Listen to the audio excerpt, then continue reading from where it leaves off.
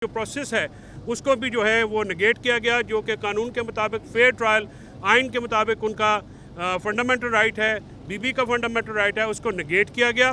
और ये कल बड़े आराम से आके 1 साल की जेल के बाद पाकिस्तान के सबसे बड़े पॉपुलर सियासी लीडर को जेल में रखने के बाद, साबिक वज़ीर आज़म को जेल में रखने के बाद नायब आके कहती है 1 साल बाद कि जी वो हमसे गलती हो गई, आप दोबारा भेजें ताकि हम वो गलतियाँ दूर करें। तो ये नहीं काबिल कबूल। हम रिमांड को बिल्कुल नहीं मानेंगे, हम इसको टूथ एंड नेल अपोज करेंगे। और नैब की तरफ से इस एडमिशन के बाद आप अंदाज़ा लगा लीजिए कि ये हुकूमत जो पॉलिटिकल परसिक्यूशन है, जो पॉलिटिकली मोटिवेटेड केसेस हैं इमरान खान साहब के ख़िलाफ़, वो किस शद्दोमत से चलाए जा रहे हैं। आगे भी इमरान खान साहब ने कहा कि उनको 5 सज़ाएँ हुई हैं, 5 की 5 कल अदम हो गई, और जो फैसले हैं उन्होंने कहा ऊपर से लिख के वो लाए गए। इसके अलावा 26वीं आईनी तरमीम पे उन्होंने बात करते हुए ये कहा कि 26वीं आईनी तरमीम के बाद जुडिशरी जो है वो एक गवर्नमेंट का डिपार्टमेंट बन गई है, यानी उसकी जो हैसियत है इंडिपेंडेंट चेक एंड बैलेंस रखने के लिए जो निज़ाम में अहमियत है जुडिशरी की, हाई कोर्ट से सुप्रीम कोर्ट को कैंगरू कोर्ट्स बना दिया गया है और उनको एक गवर्नमेंट डिपार्टमेंट की तरह जो है ट्रीट किया जा रहा है।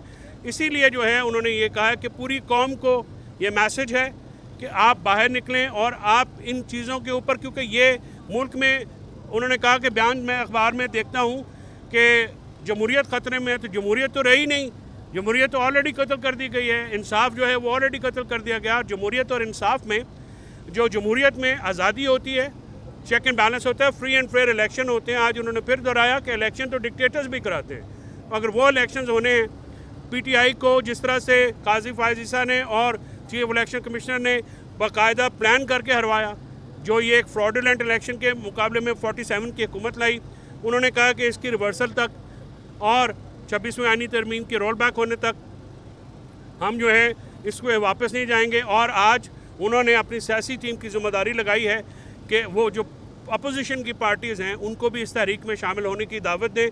तो बैरिस्टर गौहर और सलमान राजा साहब बाकी दोस्तों से ये मशवरा करने के बाद आज अपोजिशन जो है उसको कैसे ऑन बोर्ड लेना है 24 के इस एहतजाज में, उनके ऊपर भी ये बात करेंगे।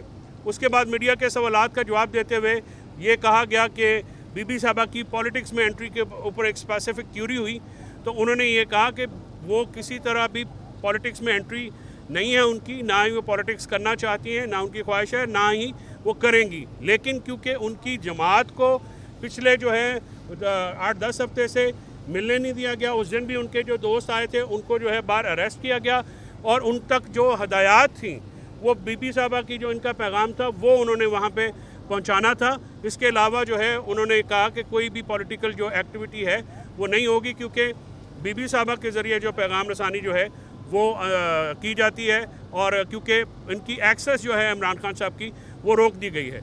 तो ये आज का जो है वो कॉन्टेक्स्ट था और मैंने कहा कि ये क्योंकि मुझे हदायत थी कि मैंने आपको बताना है तो मैं ऑन इंस्ट्रक्शंस आप तक ये कन्वे करूँ।